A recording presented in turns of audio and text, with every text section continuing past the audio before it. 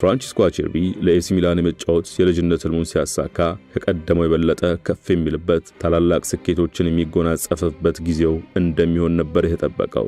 ነገር ግን በልጅነት ህልሙ በሳንሲሮ ተጫውቶ ሳይጠግብ ለሚወደው ኤሲ ሚላንም የአቅሙን ሳያበረክት አንዳች ፈተና ገጠመው።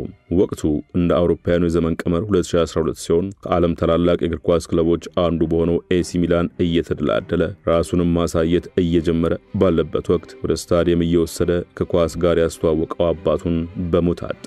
ከአባቱ ጋር ልዩ ቅርበት ስለነበረው ሞታቸው በህይወቱ ላይ ብዙ አግድሎበታል። ሐዘኑ ሲበረታበት መጠጥን መሸሸጊያው አደረገ። ኳስና አልኮል አብሮ አይሄዱምና ማታ ሲጠጣና ሲቆዝም አምሽቶ ጧት ጨዋታ ሲያደርግ አቅሙ እየወረደ መጣ።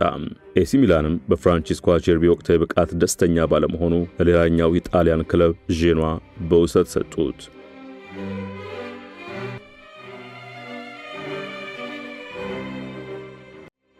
ሙሉ ታሪኩን በመሿለኪያ ቲዩብ ያገኙታል።